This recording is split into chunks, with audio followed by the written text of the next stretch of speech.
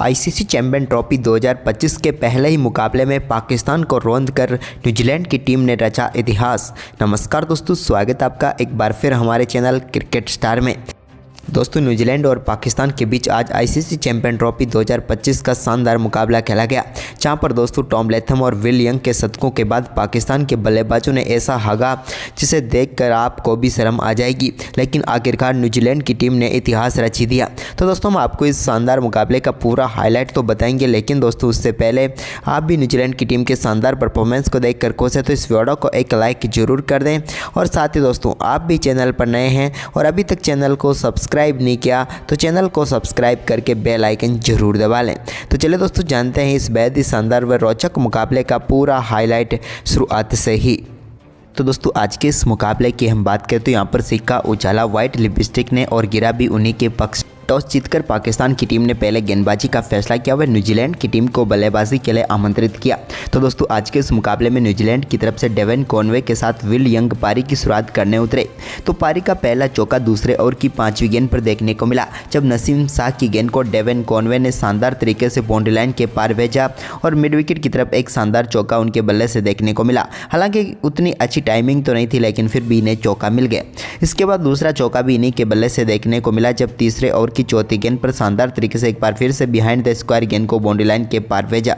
लेकिन इसके बाद दोस्तों यहाँ पर विल यंग ने चौथे ओवर की पहली गेंद पर एक बेहतरीन शॉट खेला और फाइनल की तरफ गेंद को चौके के लिए बाउंड्री लाइन के पार भेजा और अपनी पारी का पहला चौका जड़ दिया।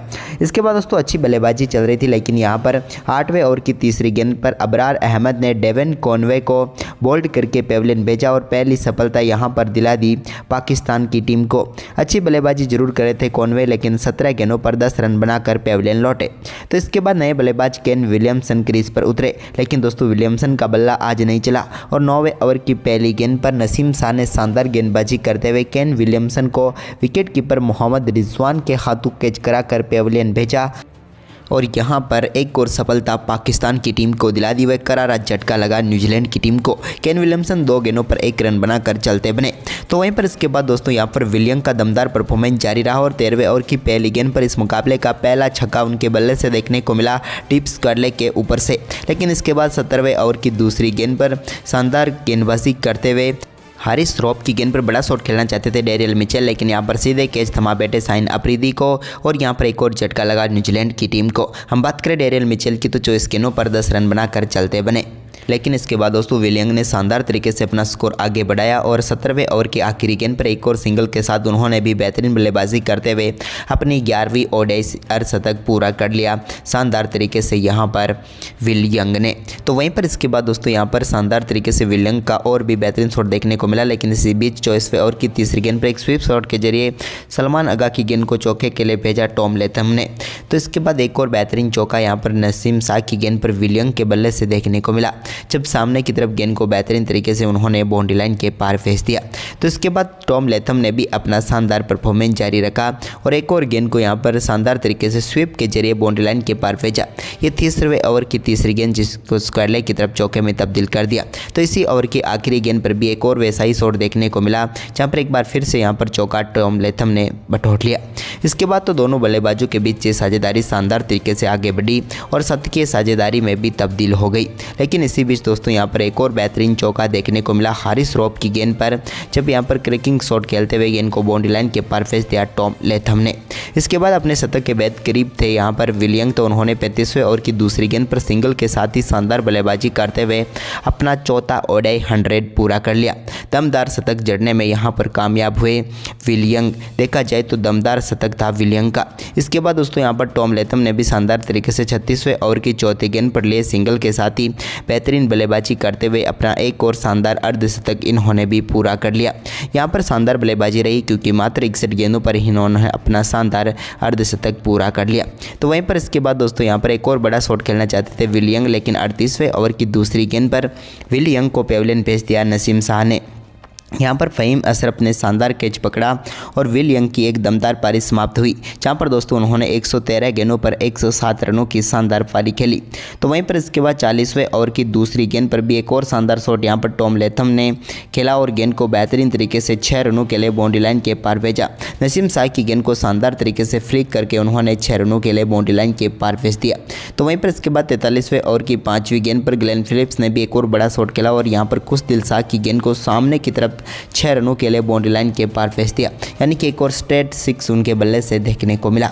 इसके बाद 44वें ओवर की तीसरी गेंद पर टॉम लेथम ने भी एक बार फिर से बड़ा शॉट खेला और गेंद को एक बार फिर से छक्के में तब्दील कर दिया, लेकिन इस बार अबरार अहमद की गेंद को इन्होंने 6 रनों के लिए बाउंड्री लाइन के पार भेजा।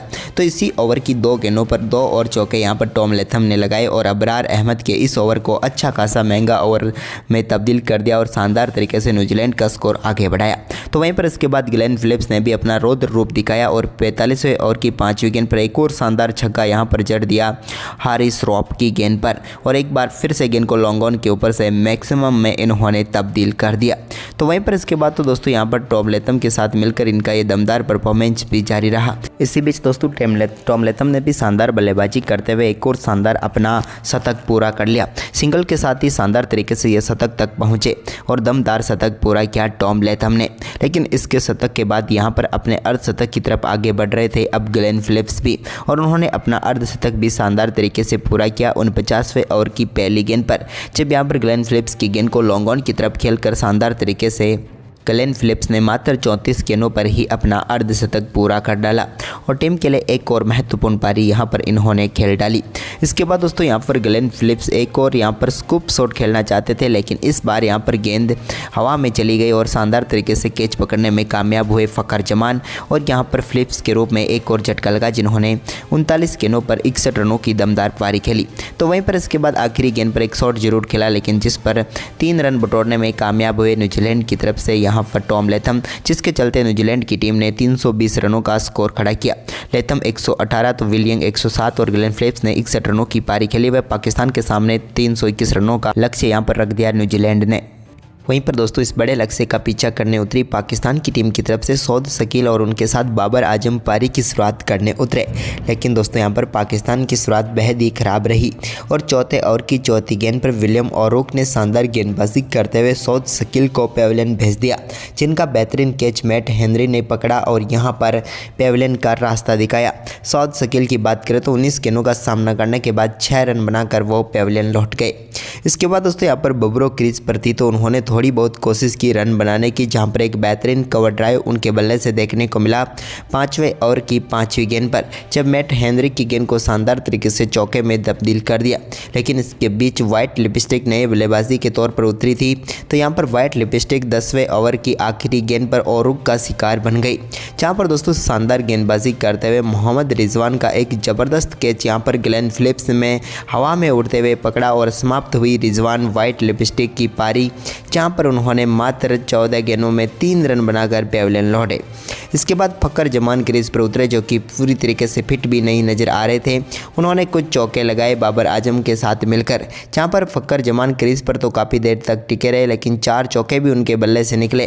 लेकिन इसके बाद उनकी पारी को समाप्त करने में माइकल ब्रेसवेल ने भूमिका निभाई।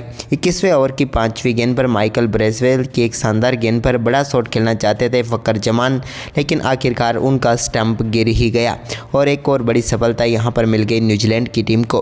फ़खर जमान की बात करें तो 41 गेंदों का सामना इन्होंने किया और 24 रन बनाकर पेविलियन लौटे। इस दौरान सिंगल लेने में इन्हें तकलीफ थी, जिसके चलते काफ़ी डॉट गेंदें ये खेल गए। वहीं पर इसके बाद सलमान आगा क्रीज पर उतरे तो इन्होंने जरूर पाकिस्तान के लिए इंटेंट दिखाया, आते ही चौके के साथ अपनी पारी का शानदार आगाज़ किया। इसके बाद तो एक के बाद एक कई बेहतरीन शॉट देखने को मिले। इसी बीच 29वें ओवर की तीसरी गेंद पर एक शानदार छक्का भी सलमान आगा के बल्ले से देखने को मिला। इसके बाद इन्होंने शानदार तरीके से स्कोर को आगे बढ़ाया। इसी बीच एक और बेहतरीन चौका भी इन्होंने 29वें ओवर की चौथी गेंद पर लगाया, जब मिड विकेट की तरफ गेंद को बाउंड्री लाइन के पार फेंस दिया और देखते देखते बाबर आजम के साथ मिलकर शानदार तरीके से 150 रनों की पार्टनरशिप मात्र 50 गेंदों पर ही पूरी कर डाली, यानी कि शानदार परफॉर्मेंस देखने को मिला सलमान आगा की तरफ से। लेकिन दूसरी तरफ बाबर आजम अपना टेस्ट क्रिकेट खेलने में पूरी तरीके से बिजी थे। हालांकि उन्होंने सिंगल के साथ शानदार अर्धशतक पूरा किया, 54वीं ओडीआई 50 की, लेकिन वेंकटेके ने 81 गेंदों पर अपना अर्धशतक पूरा किया।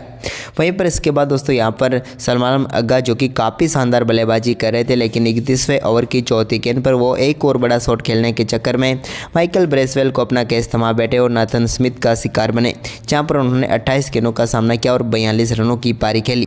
वहीं पर इसके बाद दोस्तों एक और सफलता यहाँ पर मिली तैयब ताहिर के रूप में, जब 32वें ओवर की तीसरी गेंद पर वो भी बड़ा शॉट खेलना चाहते थे, लेकिन गेंद सीधे विलियमसन के हाथों में गई और उनकी पारी समाप्त हुई, जहां पर 5 गेंदों का सामना करने के बाद सिर्फ 1 रन बनाकर तैयब ताहिर पेविलियन लौट गए। इसके बाद दोस्तों काफ़ी देर तक क्रीज पर टिकी रही बबरो भी आखिरकार बड़ा शॉट खेलने की कोशिश करने लगी और शायद पहली ही कोशिश ने की और वैसे ही अपना विकेट गंवा दिया। केन विलियमसन ने शानदार कैच पकड़ा और एक टेस्ट पारी खेलकर यहां पर पेविलियन लौट गए पाकिस्तान के सबसे खतरनाक बल्लेबाज बाबर आजम की बात करें तो 90 गेंदों पर 64 रन बनाकर वो पेविलियन लौटे। इसके बाद पाकिस्तान का कोई भी बल्लेबाज क्रीज पर टिक नहीं पाया और न्यूजीलैंड ने चैंपियन ट्रॉफी के पहले ही मुकाबले में ऐतिहासिक जीत दर्ज कर ली और पाकिस्तान की टीम को शुरुआत में शिकस्त देकर धूल चटा दी। तो दोस्तों आपको ये न्यूजीलैंड का परफॉर्मेंस कैसा लगा हमें कमेंट में ज़रूर बताएं और इस वीडियो को ज़्यादा से ज़्यादा शेयर करें। धन्यवाद।